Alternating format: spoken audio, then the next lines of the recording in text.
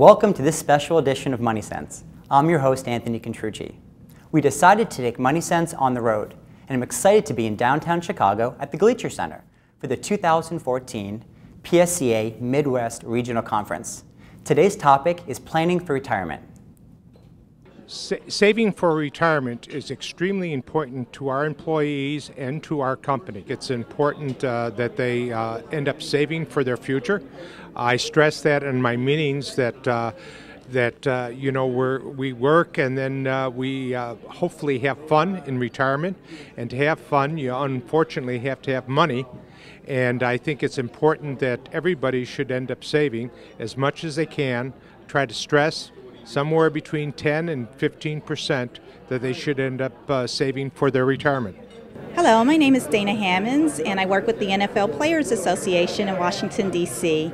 Planning for retirement is very important for NFL players, as they would love to live healthy, happy lifestyles well into their late years. We want to ensure that the money that they make during their playing careers helps to leave great legacies for their families. Mostly what I've heard about retirement over the years is how much do I need? And when I used to do meetings with my employees, I always said, well, have you ever heard anybody say they had too much money? Basically, you need as much as you possibly can have. Don't worry about the total number, just start saving. In terms of how much to save out of your paycheck, the most important thing is to understand your own finances. What are your needs right now? What do you think your future needs may be? And start with something and then try to keep increasing it. You always want to save more and more each time you get a raise. But there's all kinds of information out there in terms of calculators and things to help you determine how much to start with. And thinking about where to put your money in your plan, in your account, there are so many different things you can do. First of all, there's mutual funds, and within mutual funds, you've got stock funds, you've got bond funds, you've got mix funds, you've got passive, you've got aggressive, and all these terms are so confusing. You've got cash, you've got things that are like cash, so you really have to kind of look at your options and figure out where the best place is to put your money. In terms of where to put your money when you save it, the important thing is to remember to spread it around. You never want to put all your money in one place. So it's not just stocks, it's not just bonds, and don't be afraid if you don't really know what that means. There's all kinds of new things out there for you, like target date funds, things you may have in your plan that will do the mixing for you. So rely on the experts if they're available. One of the things you have to be aware of too is that there's always risks. There's risks of stock market, going down, bond market going down, but there's also risk of inflation and the fact that over time things are going to cost more. So that's another reason why you always want to spread your money, because when one thing's up, the next thing's down, and you need to be aware of your own risk tolerance. Are you going to lose sleep at night if you see negatives in your account? Today, I'm pleased to be joined by Bob Benish, Marlena Lee, and Liz Davidson. Welcome. Thank you. Thank you so very much for joining us today. Thanks for having us. Liz Davidson is founder and CEO of Financial Finesse. Ms. Davidson has been widely recognized as one of the nation's leading experts in the fields of financial education. She has been profiled in hundreds of publications, radio, and television shows, including Time Magazine, the LA Times, Business Week, NBC Nightly News, and many others. Her firm, Financial Finesse, is the leading provider of unbiased financial wellness programs in the country, working with over 500 organizations and Fortune 1000 companies, reaching over 1 million Americans per year. Bob Benish is the Executive Director and CEO of the Plan Sponsor Council of America. Bob has been called in the media the Dean of Retirement Education and has spent 25 years building effective and award-winning participant and plan sponsor communication programs. He speaks on the increased need for financial literacy, as well as communication trends and how to best help employees get the most out of their 401k. Marlena Lee is Vice President of Dimensional Fund Advisors. As a Vice President on Dimensional's research team, Marlena conducts research in asset pricing and macroeconomics, which she shares through published research and in presentations to institutions and financial advisors who work with Dimensional. She has also worked as an economic consultant and in academia at the collegiate level. We have a very exciting topic today, which is planning for retirement, as you all know. Something that I think all of our viewers can benefit from. My first question is with regards to planning for retirement. Our viewers today, what are the vehicles that they may or may not have access to that can help them to reach their retirement goals? Well, Anthony, most people either have a defined benefit plan, a traditional pension plan, or a defined contribution plan, which could be a 401k, a 403b, 457 plan. And that's a way for them to save in the employee workplace. So those are employer-sponsored retirement plans. Okay. You're talking about defined contribution plans, and you mentioned 401k, a 403b, and a 457. Can you maybe shed some light as to what those are exactly? Sure, happy to. 401k plans are employer-sponsored retirement plans whereby generally the participant, the employee, joins. Now, the company may also make a contribution to those plans. 403b plans are more commonly found in nonprofit organizations, charities, higher education, typical organizations along those lines. 457 plans are more of the union plans. There are also government plans and various other ones as well. Okay. So we have defined benefit plans, like a pension, like you mentioned, defined contribution plans. I've also heard something about these IRAs. Can maybe you share a little bit about what an IRA is and maybe the different versions? Individual retirement accounts, IRAs, have been around for a number of years and increasingly have become popular and will become more popular as people get older and have the opportunity to save in them. There are a number of different IRAs, including Roth IRAs and various other vehicles that people need to be aware of and take advantage of. So it sounds like there's a lot of tools that the average American has at their disposal to help them achieve that security in retirement. Exactly. Okay. Most people do have the vehicles that they need in order to save effectively for the long term for their retirement. So let's talk now a little bit about this retirement security. I've heard a lot recently, I think a lot of the headlines are speaking to this retirement crisis. Is there a retirement crisis in your expert opinions? And if so, why? Well, I personally think it's more of a retirement savings crisis, that the vehicles are there for people to save. It's just that people are not saving enough. And that's really the thrust behind the trend toward financial wellness. Financial wellness is a holistic approach, and through those efforts, that will enable people to invest more for their retirement, save for the long term. Liz, can you add to that a little bit? Yeah, I mean, I think it's interesting because it used to be all about how you invest the money. And, there was this focus, I think the statistic is 90% of your return is based on how you allocate your assets.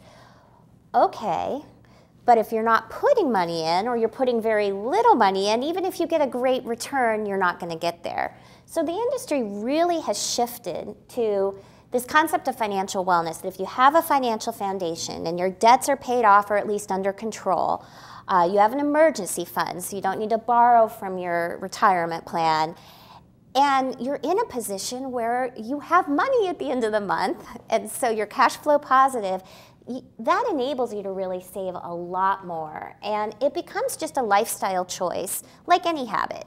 Just like being physically healthy, being financially healthy is extremely important, and you can't get to retirement without being financially healthy any more than you can get to longevity without being physically healthy. Marlena, can you shed some light potentially on what are some best practices for planning for retirement? Maybe some approaches that our viewers can utilize right now. Absolutely. Well, it's important to start saving. And one approach to saving is to base your savings rate on your income. What we find is that if you are a high earner in those years leading up to retirement, you've probably grown accustomed to a higher standard of living, and it's going to take more saving in order to keep that up. So we advocate basing your savings rate on how much income you make. The more you make, the more you need to save. So, okay, that's interesting. So we're talking now about savings rates based off of your income level. I've heard a lot of people have opinions on that. Should it be 75%, 80%, 100%, 110% replacement value off your final salary? I mean, is there really a one-size-fits-all, or is there a typical rule of thumb one can live by? It's probably better to approach replacement rates using that income variable again. What you know is that when you get your paycheck, you don't get to take all of that home. Right? You first have to pay your taxes. Hopefully a chunk of that is going to your savings. And that means that replacement rates are already going to be less than 100% of your pre-retirement gross income. And what you also see is that the more you earn, probably the more you're paying in taxes and the more you need to save. So it makes sense that replacement rates should be different for different earners. Replacement rates could be anywhere between below 60% for high earners all the way up to above 80% for lower earners. Interesting. So we're talking a lot about, again, different levels of earning potential, different levels of income, and also probably different demographics as well. So kind of maybe we'll rewind a little bit here and talk a little about those vehicles that our viewers have available for themselves right now. The 401ks of the world, the IRAs, both Roth and traditional, it sounds like Bob mentioned. Do certain generations tend to gravitate towards maybe different vehicles differently, again, based off of age or level of income, et cetera?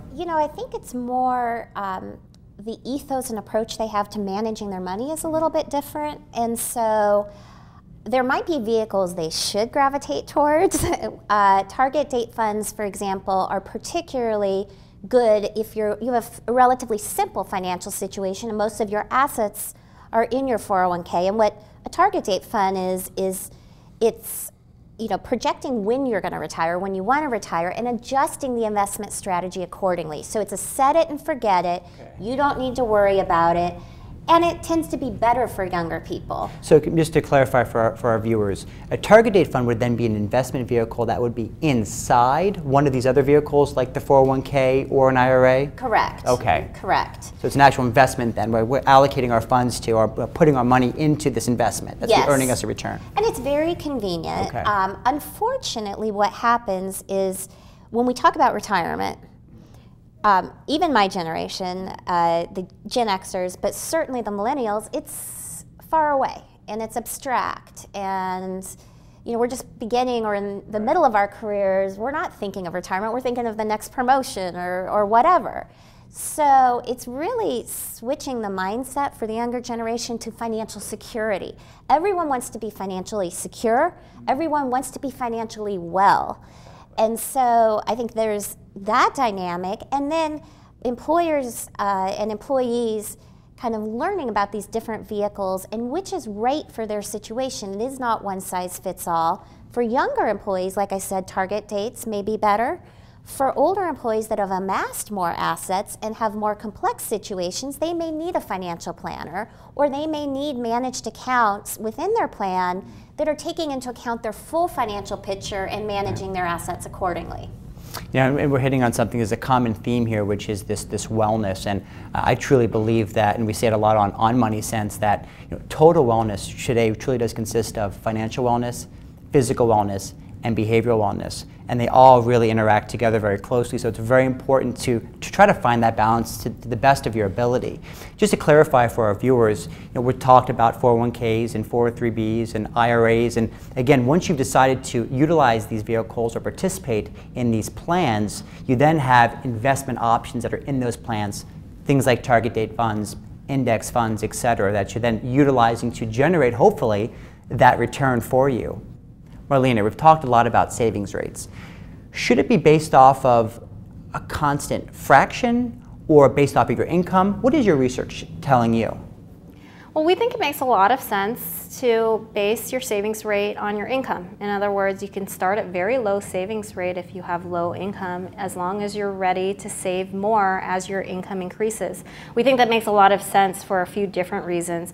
First of all, when you have people early in their careers, they're making less relative to what they'll make later. It may be easier for them to start this habit of savings if it's at a lower rate that might seem more achievable to them. And it also gets them into this habit of saving early on.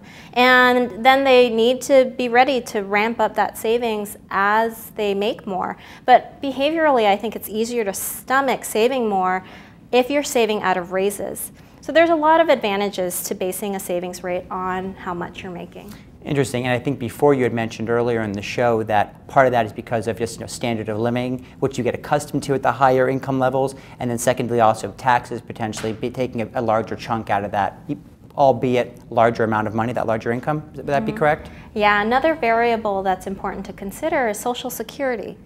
So for the higher earners, Social Security will not kick in as much in order to fund that income in retirement. More of their replacement income in retirement needs to come out of their own savings, and that's another reason they need to save more. So the traditional three-legged stool was typically always your employer-sponsored retirement plan, personal savings, and Social Security. So the provocative question is, will Social Security be there in the future? I personally believe it will. I certainly think that for the baby boomers, Social Security will still play a significant role in helping them in retirement. However, when I hear statistics like more people under the age of 30 believe in UFOs than believe they'll get anything from Social Security, I get a little concerned. So certainly something must be done, and there has to be some kind of reform. You know, Marlene, you talked about driving behavior. And I think that's key here is, how do we create, and instill in maybe the youth of today, and it's never too late to save, obviously, right, at any age of the spectrum, but especially for the 20 and 30-year-olds of today, what are some maybe ideas or advice you have on, starting to instill that behavior and then drive that behavior, for their future success and saving for retirement? It's vitally important for people to start saving early and to save consistently. As far as advice I'd give is try and make it automatic. Don't make it a choice between having it come out of your paycheck after you've made all of these spending decisions. Have it come out immediately, and then you don't even have to think about it. And that gets to your point that it becomes almost an ethos. It becomes a lifestyle. It's one of those things that we tell people that you should pay yourself first. And in the defined contribution plan, make a decision to save 10 or 15%. You don't see it, it's out of your paycheck. And 20, 30 years from now, you'll really think you're very smart. It's maybe one of those things, again, if you, participate or enroll in your, employer-sponsored retirement plan, again, that's coming right out automatically. Hopefully you're getting a match, right? Actually, Bob, why don't you talk a little bit about that, or Liz, about the match. What is the employer match? One of the employer match, and that's a concept whereby employers will match a percentage of your contribution. Okay. The most common one is 50 cents on a dollar up to the first 6% of your salary. So basically, you're getting free money. So if you're, I was just going to say that. I mean, I'm not the sharpest pencil in the drawer, but you're getting free money. Free money. So it's an incentive to join the plan. If you say, if you're contributing, is that the right term? That's contributing 6%. That means you're getting, do the math here, 9% total. That's correct. Because they're giving you 3%. Stay in the plan. And also, the other benefits are it's tax deferred. Okay. You're saving on a pre-tax basis, so it's reducing your gross salary, so you should be paying less tax. Also, it's building up in terms of compounding, and compounding is a very, very, very strong concept. And over the years, it's outstanding, and it will provide people with financial security if they're disciplined to stay in the plan and save as much as they can for as long as they can. Okay, so it sounds like what I was getting to earlier is if they participate in these plans where they're getting often free money, which I'll take that any day of the week, and then you couple that maybe with even with your bank account, your checking account. Once maybe that paycheck hits, you just automatically save X amount, every pay period. I mean, with compounding that time value of money over time, you can really have a lot of money. That's it's a concept we've talked about in other Money Sense episodes, which is, it is a behavior, it is a discipline success at the end of the day, and we all say, oh gosh, that extra $100 a month, I don't have it, or that $50 a month, or whatever that number is that's right for you is. But it really is changing your behavior. I think it sounds like a lot. Whereas, I'm not going to go spend, that $5 a day on that coffee. I'm going to wait till I get to the office, or I'm going to have it at home. And it sounds like a lot of the little things we can do at the end of the day over time make such a huge impact on your financial picture in retirement. Yeah, absolutely. I mean, when you develop a habit, and this is based on brain research, there's actually a habit center in your brain. And so when you develop a habit, it can be a positive habit or it can be a negative habit. That's why they call it drug habit, right? Once you develop a habit towards saving, it becomes more uncomfortable not to do it. So right now in this country, we have a spending habit. Okay. If we can get people to instead migrate to having a saving habit and having that same rush when they save, you know, when your reward center in your brain being triggered because I'm saving, I'm building, I'm accumulating, look at how my money is growing, that is where everything changes. And we see people, that happen all the time. I actually have an employee, you know, we are a financial education company. He took the advice of one of our planners, and he's now able to start his own business because he had directed half of his paycheck to an investment account and completely forgot about it. One day in a workshop, he says, "Oh my God, I'm rich." Wow. He's like, "I'm financially secure. Oh my God, I forgot about this." So it's all about that. It's freedom. It's giving you freedom. And I think, you know, and for our viewers, I think they sense this. There's a lot of common themes throughout the shows. And again, it goes back to the discipline, it goes back to the behavior. But I also think that there's a difference between being cash flow rich and actually creating that sustainable wealth, where once you stop working, right, once you're in retirement, that you can live at that same quality of life that Marlena's talking about and not have to, you know, cut corners or, you know, not spend time with your grandchildren or do the things that you envision doing, you know, fulfill those dreams that you've been dreaming all of those years, because we all work very hard for our money. That's fascinating too. So he's living off 50% of his income. So when he does retire, his income replacement is much lower. And once he had established this, where he was transferring 50% into an investment account, he naturally just started finding clever ways. You know, Netflix instead of going to the movies. I went out to dinner with him where there's a driving service. I forget what it's called, but it's this online service, and it's much more cost effective than a taxi, and you get drivers right away. And he's just telling me about all these things and couponing and he's enjoying his life more, actually, from doing some of these things. Liz, I agree 100%. And keep in mind, we only have 3 minutes left. For some of our viewers that are watching today, are saying, "Wow, that's great, but I'm busy. Busy at work, busy with my family," you know. They feel like this is just overwhelming. What advice do you have for them? One thing at a time. Okay. Eliminate one thing that is not necessary, that you don't even particularly enjoy, but it's become something you do.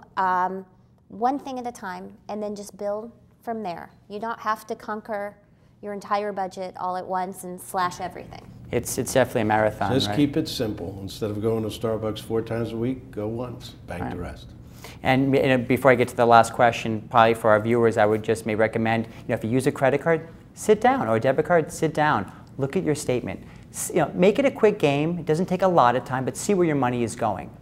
So real quick, is there anything that we're missing? We've talked about spending rates. We've talked about, you know, saving. We've talked about expenses. What else should be factored into the equation that our viewers should be thinking about as they approach the retirement years?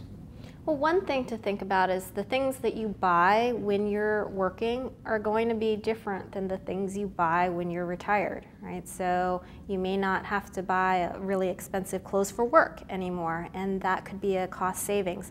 On the other hand, you may need to dedicate a bigger allocation in your budget to medical care expenses. So if you have the time to sit down and figure out what you're spending on, another thing to think about is how is that going to change when you're retired? Start trying to envision your life in retirement and try to figure out what that might look like. It's great input. And I wish we had more time. Unfortunately, we are out of it. Thank you all so very much. That was wonderful. Thank you. Thank you. I really enjoyed our time together. A special thank you to the University of Chicago Gleacher Center for providing us with this fantastic venue. And to my viewer audience, thank you. I hope you've had as much fun as we have, and look forward to seeing you on our next episode of Money Sense. I'm your host, Anthony Contrucci, and remember, I always try to make finance fun.